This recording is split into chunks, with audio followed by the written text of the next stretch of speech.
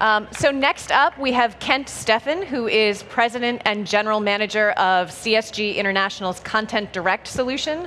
Kent's company, Tolution, was acquired by CSG in 2006, and before that, he was at Anderson Consulting. Oh, there he is.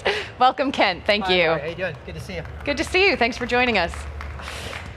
So I threw everybody off because I said I'd be sitting on that side, and then everything changed, so here we are.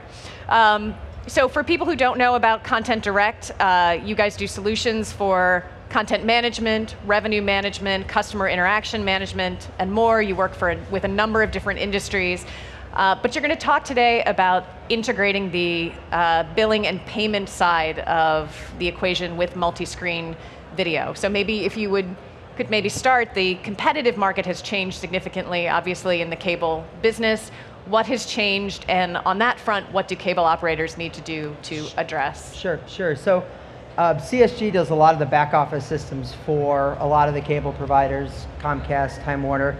And so what we're seeing, obviously, is as the technology is changing, personalization is changing, like Bob talked about, but there's really a whole disruption that's going on around the value chain, how consumers get content and who's selling them that, what they're willing to pay for, and kind of the model shifting from kind of a house-centric world in cable to much more around personalization and the people side of it. So in the old days, we used to see that content either came from sports or broadcast or cable networks, and cable and satellite and telcos kind of competed against each other.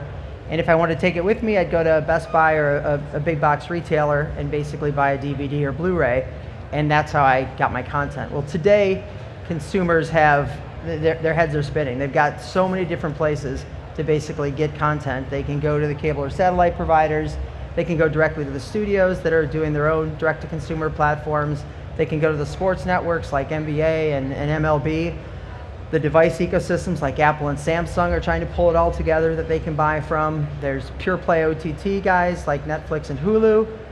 So a lot of opportunities for consumers, and also a lot of competitive things that the cable operators need to deal with. The other side of this whole thing is that what they're selling is changing. So it used to be about voice, video, and data. Now that they're providing the broadband pipes and the mobile and fixed line infrastructure, there's a lot of things that start to get blended on top of the broadband pipe. So you look at some of the competitors that are out there, the Googles of the world have been doing this for a while. They've got search and advertising. They add a million Android phones a day to their collection. So the scale that these guys are operating at from a global basis is pretty impressive. And adding video and content is obviously a critical piece of their business model. The bookstore guys are doing it with music, with movies, across devices. They've got a wallet. They've spent a lot of money on building out these cloud-based infrastructures. Apple and Facebook continue to extend in this space. Facebook with 1 billion users, people spend a lot of time on there. So adding information and entertainment into their portfolio is definitely part of their strategy. And then Apple obviously has created a nice closed ecosystem of devices, and across TVs, across music, across telephones, and they obviously provide a good amount of entertainment when you're going to a rental and purchase model. So those services have really started to change basically what gets added on top of voice, video, and data. So the services are becoming, as Bob said, much more personalized. Mm-hmm. You know, it's about connecting friends, connecting with the entertainment, connecting communications. It's blending on and off net services. So where cable used to be about going to your house, now you're taking your entertainment with you when you're on the road, when you're going to the soccer field to watch your kids. And a lot of the services, it's about how do I make it super easy to use. We saw Brian Roberts' X2 presentation right before this. It's about putting the users in control and allowing them to be able to manage that. And the content and services will follow the users, not the other way around. So the whole definition of what these services are and how the providers are going to make money off that has continued to evolve. Right. So in the old world, we also used to judge from a Wall Street perspective kind of how big the network was and how many homes it passed. And all the systems, the billing systems and the IT systems really focused on the fact that I'm passing a certain amount of homes for voice, video, and data. Well, now the houses are being cracked open, and we're starting to sell to mom and to dad and to the son and to the daughter, and every one of them has their own different profiles and their own sets of services that they have from a content perspective, from an HSD perspective. Dad loves his big screen, his sports, his 3D TVs. He catches up with the web on his sports highlights.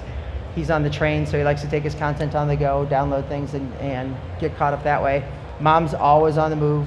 All of her content's about being consumed from a DVR or when she has time for it. The sons are usually extreme sports and long tail and blending TV and web and video. And Sister Susie is always about social and whatever's, her brand loyalty is about 45 minutes, whatever's hot is what she's gonna be driving at. So that really puts a stress on a lot of the information systems that the cable plants have in the backside of it. So it used to be the subscriber in the house and you had some contact information. Now every person in the house is starting to get an identity.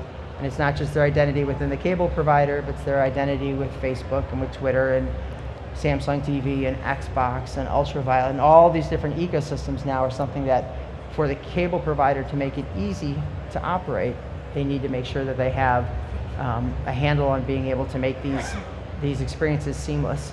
And so let me just interrupt to ask. Sure. I was talking to a company yesterday, and we were talking about the analytics piece and the personalization, and how there was this big, big uprising in about 2009 around advanced advertising, and we're going to do much more personalized, targeted advertising. And the gentleman I was talking to said that he had expected that to blow up very quickly. And what's happened instead is that we've moved into targeted promotions and such, at least US, at least domestically, but that targeted level of advertising they're still shying away from. But obviously this is a big avenue into new types of revenue generation. So how is that being reconciled? yeah, I mean, if we think about the two models, there's the ad model, which is about eyeballs and how pertinent can you make that ad.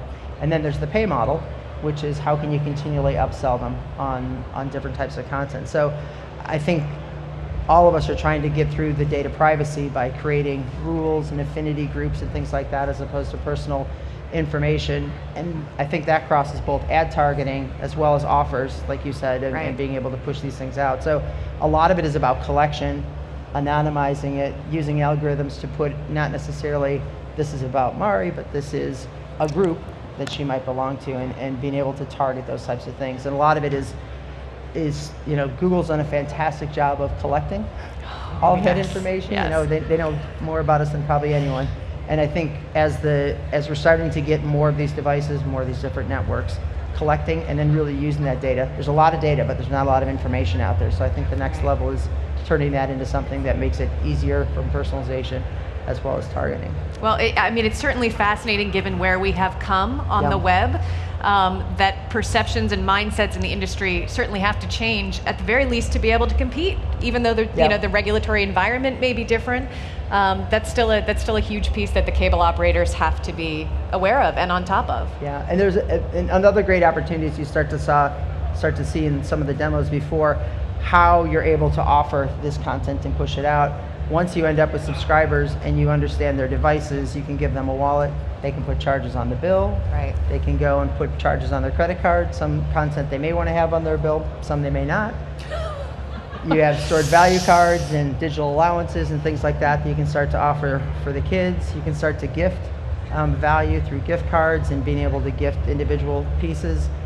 Obviously, rewards is a mechanism a lot of brands are using to build loyalty. And so having loyalty points tie into your wallet and make it easy from a consumer perspective is important. And then as our consumers cross over all these different ecosystems, when they're in the Apple ecosystem, they play with their iTunes account. When they're in the Facebook, they pay with Facebook's wallet. When they're in Microsoft's, they play with their Xbox. When they're in the Google Play. And so being able to not just tie the identities together, but the ecosystems are starting to dictate how they pay. But from a service provider and a cable perspective, you still want to have one view of the purchases, one view of the interactions, so you can do better analytics, even though they may pay in a whole bunch of different ways. And that's really a big extension from the model we have today, which is I put things on the bill. Yeah. And being able to have second screen apps where I can buy with one touch, being able to do that through some of the next generation set-top boxes is pretty amazing.